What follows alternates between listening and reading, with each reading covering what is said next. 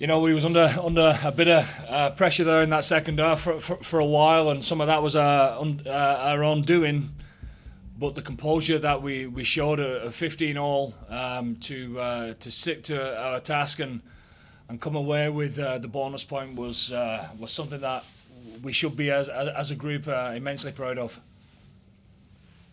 Definitely at times it wasn't Ireland's best performance by any means. There was some handling mistakes and whatnot, but to push on, as you said, when it was 15 apiece, was probably brilliant to see them really compose themselves and to go again. Well, we learned a lot about ourselves. We've been here before and been under pressure, and certain aspects of our game have not gone well before, and the game's run away with itself, and we've been on an early flight back. So this time round, the crowd were behind them. Momentum was going their way, and sometimes when you've got 14 men, you've nothing to lose, and sometimes when you've got 15 men, you're playing against 14 men, you've got everything to lose, and we came a little bit desperate at times, a little bit inaccurate at certain stages. But having said all that, you take the rough with the smooth, and we came away with a brilliant victory in the end. I thought the lads were really calm whilst under a bit of pressure. Stayed on task and thoroughly deserved that bonus point in the end. And Jonny, for you playing out there on the pitch, the crowd were incredible, the atmosphere was incredible. It was amazing to hear the noise here at the stadium. But when you kicked that first penalty, there was a lot of jeering. It's something you don't really see in rugby. Yeah, they weren't too happy with the decision by the ref, so they were letting us know about it. But I played in France for 2 years, so it was something stood to me from my time in France. So look, it kind of settled you down, really. If you get a kick like that, big moment. They got into 14, so happy with that, and look, just happy with the team, the way we kept our composure, even though things were going against us. And if you told us before the game we get 5 points and keep us in the championship, we'd have, like Faz said, snapped your hand off for it. So very happy. Brilliant. Thanks a million. Thank you. Hey Jonny, just wondering, you're a bit distracted there by the match, the time of the match. Yeah. No, it's not on. Have you ever played in such a bizarre match in all your life? The Man United match or this match? No, but this Yeah, lots of matches that I've played in over my career have been bizarre. Like that one wasn't. It was a good test match. You know what I mean? You're never going to come here and have an easy game, no matter what. England, they've lost. Someone said during the week they've 8 Six Nations games over the last 20 years. So it's an incredibly tough place to come. And when you come here, you need to play your best. And at times we didn't play our best, but then other times we played some great rugby. So probably a mixed performance by ourselves, but just outstanding by the lads to keep to task and to keep to the game plan. And we got our rewards with, a couple of tries at the end, which will be very important in the championship race. how's James Ryan? Obviously, he couldn't return to the field, but he's fine. He's up and well, and celebrating with the lads. So he'll go through the protocols again. What were you thinking there when just sort of mistakes that were being compounded, or a lot of repeat mistakes in the scrum? What were you thinking would be your message when you got to mid at half time? Well, obviously, like I just said, we started the game really well, didn't we? And we were cutting them open, and that's with 15 men, And I suppose even just subconsciously, when they go down to 14 men, there was space there for us, and some of the rugby was outstanding, and we was making line break after line break, and it was the force pass, wasn't it? That we had to just calm ourselves down and recycle the ball and trust ourselves a little bit more to just go through one or two more phases and get the rewards from there. But it wasn't just that. I thought England's set piece was outstanding. Our discipline was at times it creaked a little bit.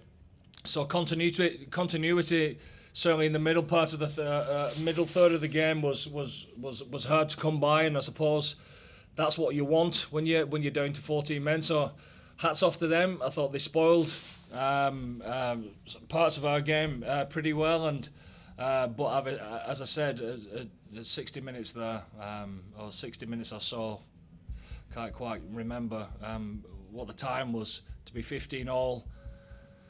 And you know what? To be fair, you could just tell the lads were so calm on the field there.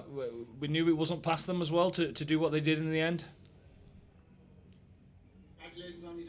Thank you. Thank you. Hi, Jonny. Congrats on the win. And you said you'll learn loads about yourselves there. What do you think you'll learn most of the team? I think we'll learn like the positive things we'll learn is that I think 2 years ago we would have lost that game. I think at 15-0 we wouldn't have had the composure to regroup, but the mental skills sort of development that we've done over the last couple of years really stood to us. Even the week we prepared for things like this. So that's the positive out of it.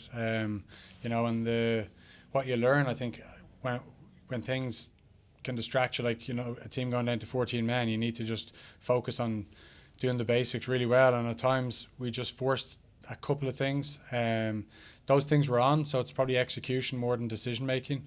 And then at other times we didn't play. We tried to, you know, kick the ball, or didn't shift it to the edge where the space was. So look, there's lots we'll take out of it, and we'll just build towards next week now. We've got a chance to win a Triple Crown at home in the Aviva. We very rarely have had a chance to play for something in the Aviva in front of our home crowd. Often when we have, it's been away from home. So a big week ahead of us. We'll learn plenty, but you know, it'll be all focused on Scotland. Andy, you mentioned English set piece there. From your point of view, what could Ireland have done better to manage that kind of mention they gave there? Well, obviously the pressure that they put on everyone. A line-out time is there for everyone to see, you know. So there's a few things that we need to work on there. As far as the scrum's concerned, you know, you could see the lads asking a lot of questions and wanting some answers, because everyone wants to get on with the game, don't we? Set piece wise, nobody wants to give penalties away or reset scrums, etc. So, listen.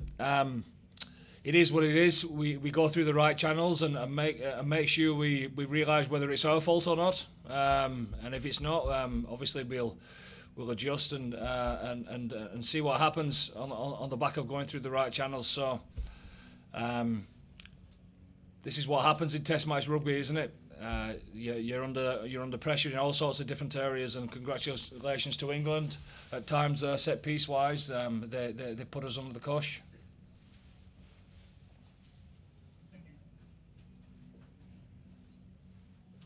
Andy, you often use the term in Ireland being comfortable in chaos.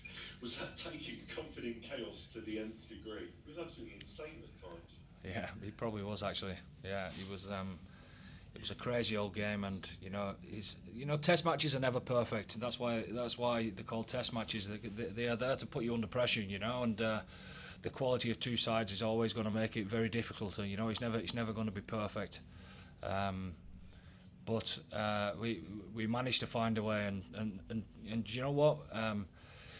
If you pay good money for that at the stadium, I'm sure you'd be happy. And you know, we talked about during the week of finding a way to get our supporters singing towards the end, and we did that. And you know, we go home tonight to recover. Very happy. Job done, and we move on to the next one.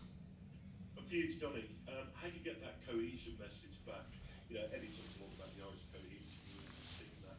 How do you get that cohesion message and keep focusing on that cohesion during that chaotic last sort of 30 minutes? It's in your preparation, isn't it? Like that's where you get your cohesion. You know, the teams that I've been part of that have been successful, no matter what club they've come from, we've been cohesive because of the work that the coaches do and the way we prepare. It's that's what we've done. Outstanding, mate. Well done. Thank you. Hi, question for both of you. Do you think the French team, these English teams, could win in France next week? We hope so. We hope so.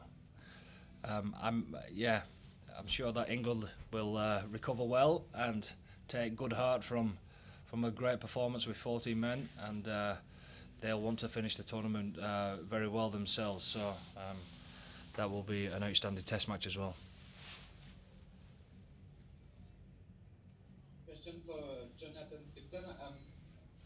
This is an opposition of style between Roman Tamak and Marcus Smith. Who will win this game into the game? I don't know.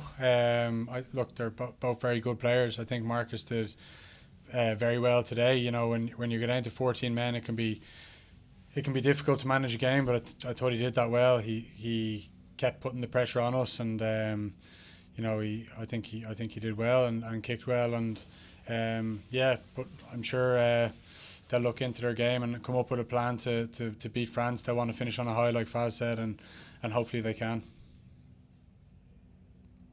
Thank you. Thanks, Johnny. Congratulations. Was there a moment or was there a chat under the post, or like a kind of a moment where you felt like you got it back? You know, that it was slipping away from you, but you wrestled the momentum back. Was there a particular, you know, was it Conway's kick, or like, did you feel that on the pitch that you had it back? You know what I mean? I thought Conway's kick was going to be the turning point, and then we lost the line out. So we were composed through the whole game, you know, but it's just our basic, like we started the second half brilliantly, like, you know what I mean? We had loads of pressure on, we had try scoring opportunities, we called a couple of balls, you know, out the back, and we didn't execute. We didn't take a couple of chances.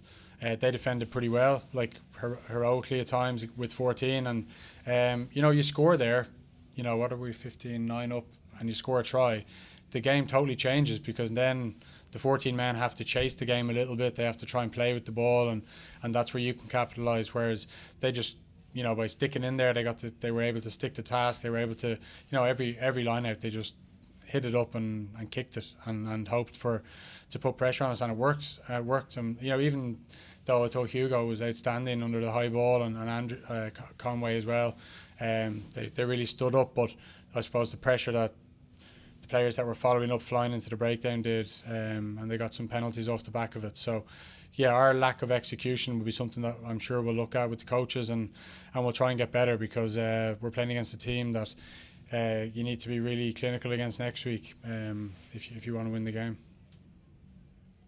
Thanks. Take the last couple there. I think Charlie Morgan and Ed Elliott trying to get in. Ed, do you want to kick us off, and then we'll finish with Charlie? Johnny, you look to be soaking in the surroundings as you came off today. If that is to be your last performance at Twickenham, which it looks like it will be, was that how, you know, it was a scrap at times, but you must have, that must be how you dreamt of it going today? Yeah, look, it's not really about that. I was walking off solely to try and drag some time out at the end of the game. I think that it's not even something that crossed my mind. I was focused on the game and trying to put out a performance, and like I said, I thought we did some great things. Other things we need to have a look at and make sure we improve on for next week. And like already, the dressing room, we're very focused on what's ahead of us. You know, we look back obviously to learn, but you know, it's a massive game now this week, and already I think the focus has shifted. Just one more for you, Johnny.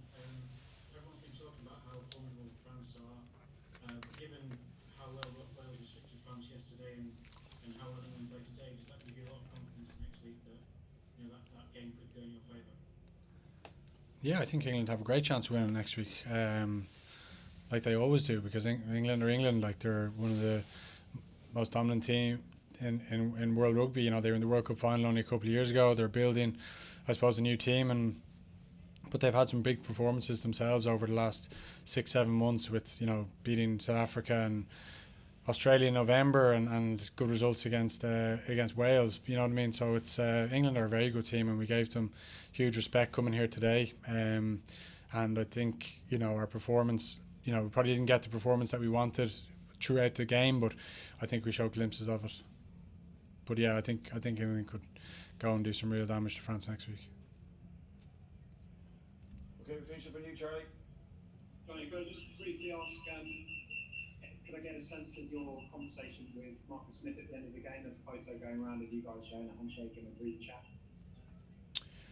Not, it was not a lot really. It was more just, you know, congratulated him on what he's done so far. It's probably the first time I've ever met him, first time I've ever played against him. So I just congratulated him on controlling the game really well with 14 men, and said best of luck next week. And I hope that he wins next week. But he's like I said during the week, he's a great player, and he's got, you know, a huge career ahead of him.